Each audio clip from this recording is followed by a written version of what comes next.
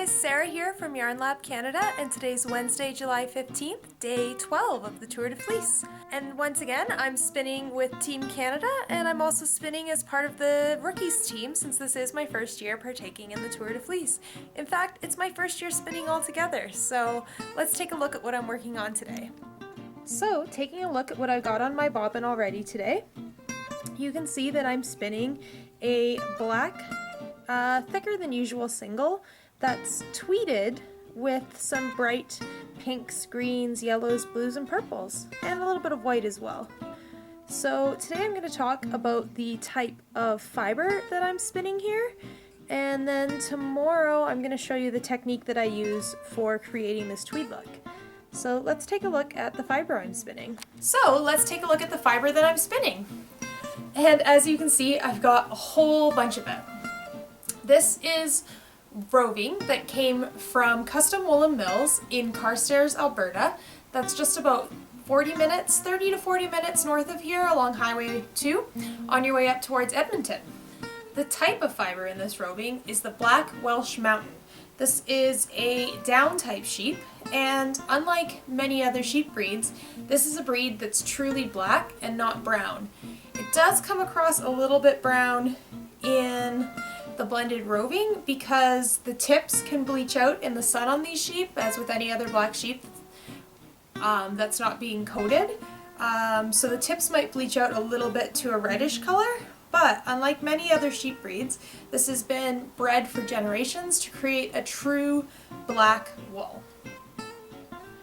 So the way that I purchased this fiber is Custom Woolen Mills offers 1 pound bags of roving, and they have breed bags that are available usually once the shearing starts in the spring until they run out.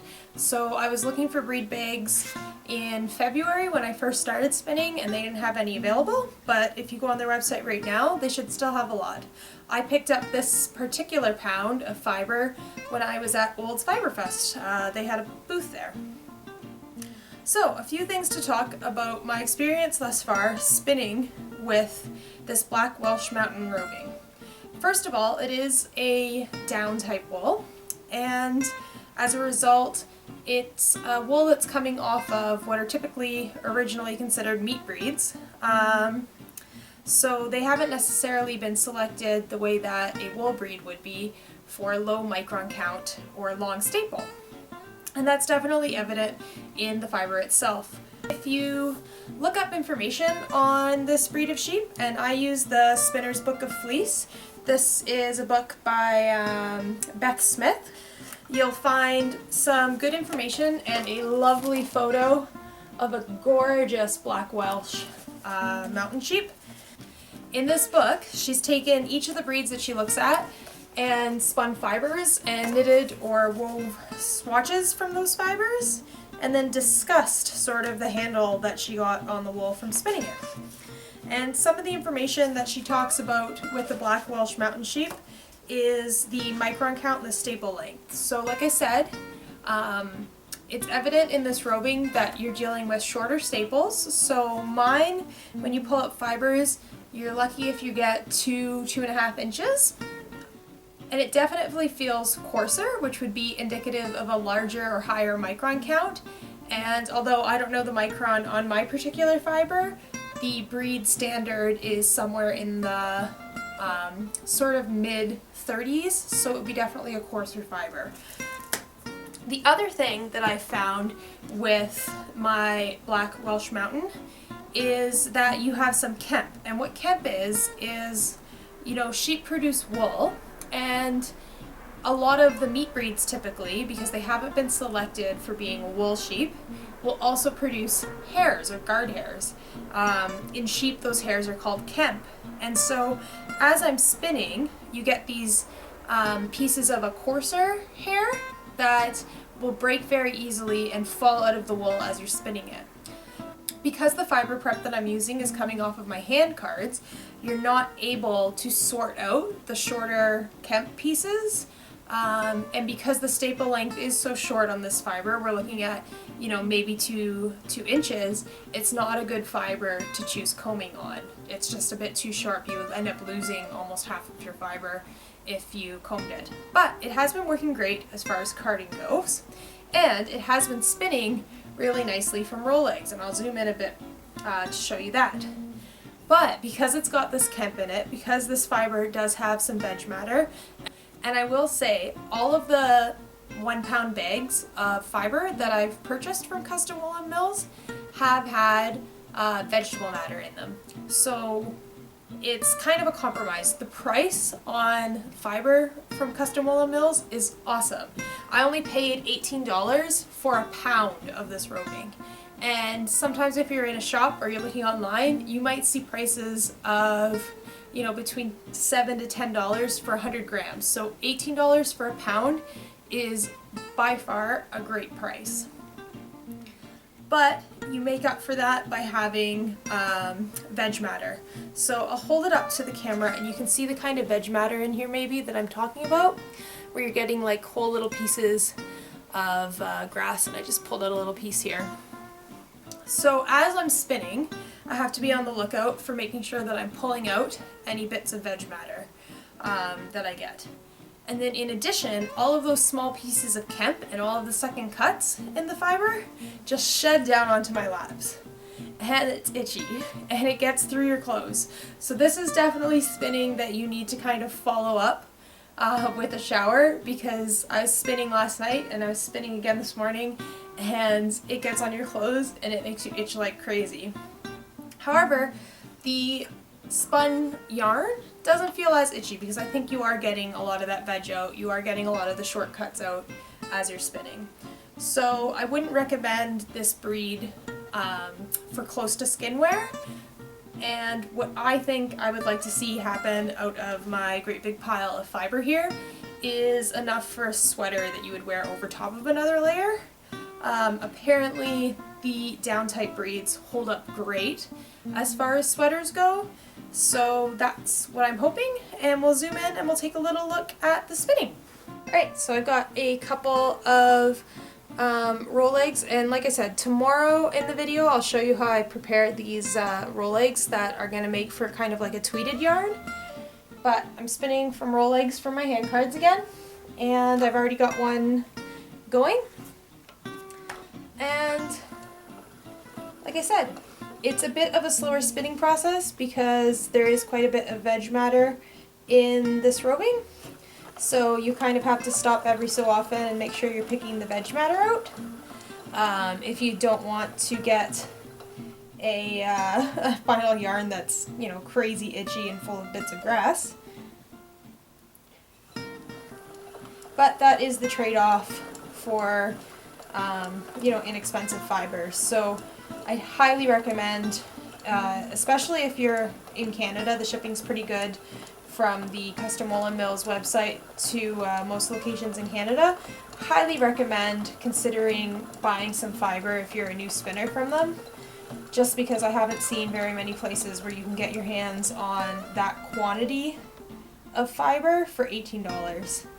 And they have, like I said, they have the breed bags, which this was from the breed specific bag, and those kind of go in availability as you move further away from shearing time.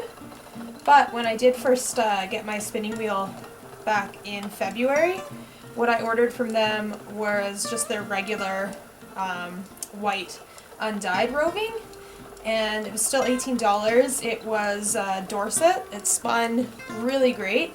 It's a good sort of beginner fiber for learning to spin on. And, you know, for $18 for a pound, like I said, you can't go wrong.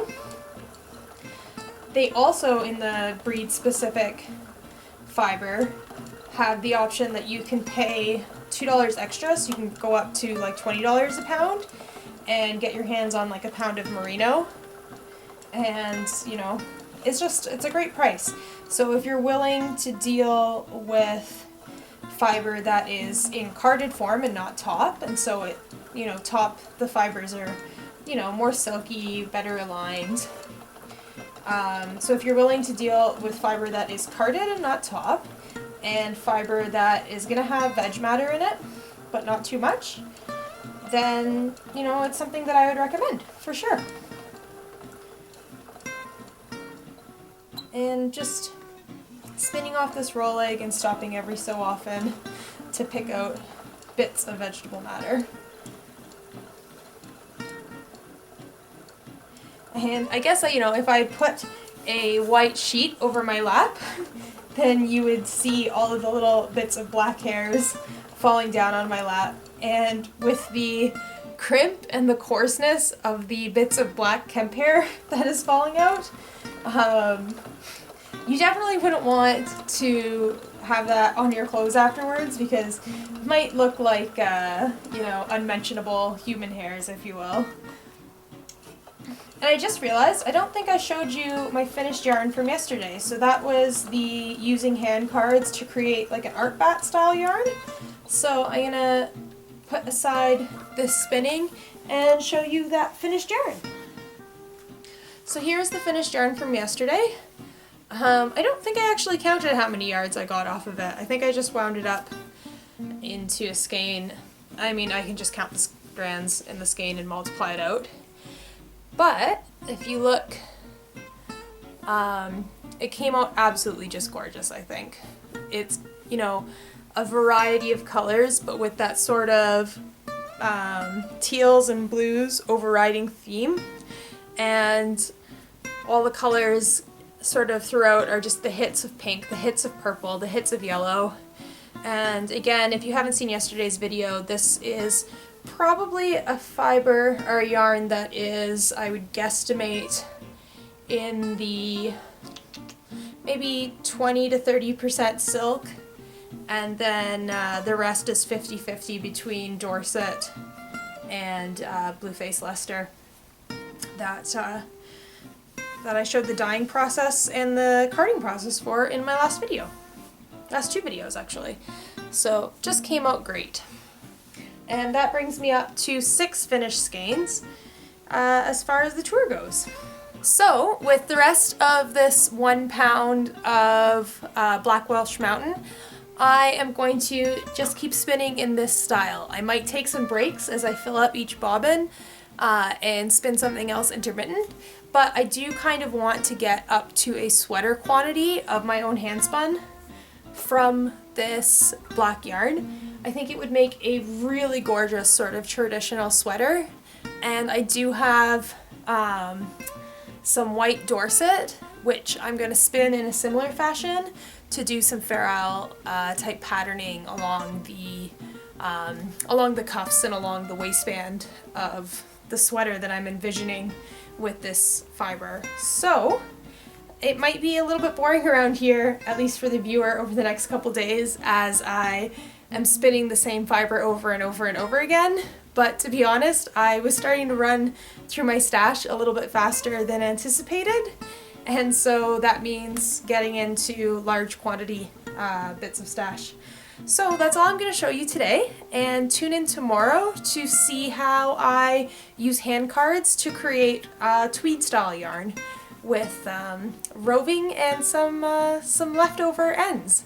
Once again, I'm Sarah from Yarn Lab Canada, and you can find me on Etsy, Instagram, and Twitter as @YarnLabCanada. All of the information is in the doobly-doo below. If you like this video and want to see more, please subscribe to this channel. I'll be putting out videos every day during the Tour de Fleece, and hopefully twice a week in the months to follow. Thanks! Bye for now!